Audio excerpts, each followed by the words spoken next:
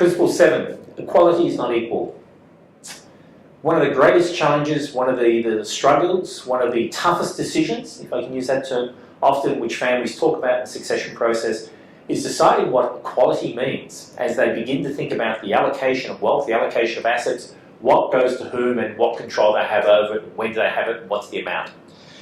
It is something which can undermine harmony, it is something which can undermine the compounding of wealth, and it's the type of thing which suddenly generates in court cases 10 years down the road when people are actually looking at the money which they've got. It is one of the elements, even though it's Principle 7, which is key to succession. And the answer lies in the title. Equality is not equal. Often when people think about equality, they say, well, I have 5 children, there must be 5 equal shares, they each get 20%. Well, maybe that's not the right principle. Maybe that's not what is fair. Maybe that's not what is equitable. And this is where you get into discussion about equality is not equal and how you actually approach it. So the first key principle is achieving the outcome of what I'll term as equality and fairness is a critical aspect of succession which you need to focus on, and will be one of the most difficult discussions you probably need to have. And I want to guide you through with some principles which allow you to do this. Harmony, equality go hand in hand. And if you don't approach it properly, it'll be a real challenge. So there's an expression I just want to put out there. It's a bit of a strange expression. The expression is, process is your friend. Actually, it comes from somewhere else, but process is your friend. And you'd say, why is process my friend? Because process allows objectivity. Process allows the goalposts, the benchmarks to be established, and for you then to shift everyone's discussion towards those and to move through something which is not about them personally, not about their share of the money and talking about dollars. It's about, no, where are the goalposts? What have we agreed upon? And I'll just unpack this for you a bit. So the rules which I follow when talking about equality is principles first, application second, then review for fairness. Principles, application, fairness.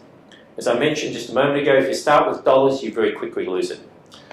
So the first thing you want to talk about is, when you talk about equality, is the principle is that equality does not mean equal, equality means fair, based upon your contribution to the family historically and in the future.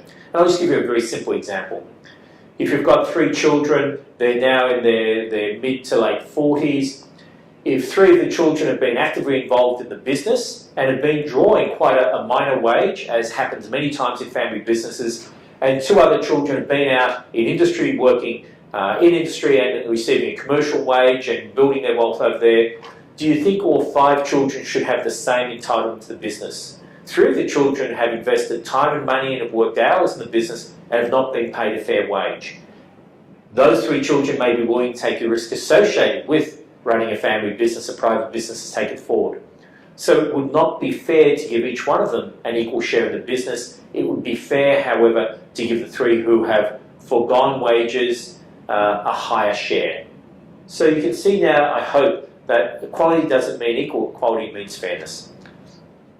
So how do you in actual fact move the group, your family group, towards this? I think there's a number of things which you can do. The first thing is involve early and openly all family members in your decision. Anyone who may be impacted by your decision about allocation, bring them to the table.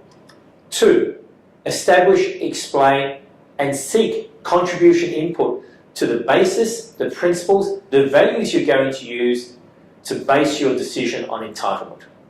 Get everyone's buy-in to it.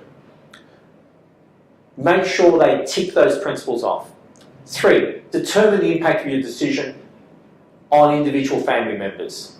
I'm openly discussing it. We've now set the principles, everyone's agreed upon that. Let me go off to one side and now just see how that's going to flow through. Let me see whether those principles in actual fact are going to give what I consider to be a fair income, given that context. Keep everyone informed, maintain an open dialogue as you're going through this process. It might not be an overnight decision. To actually get a sense about where wealth is, how much wealth is, where the wealth flows through to, how it can be allocated, can take time.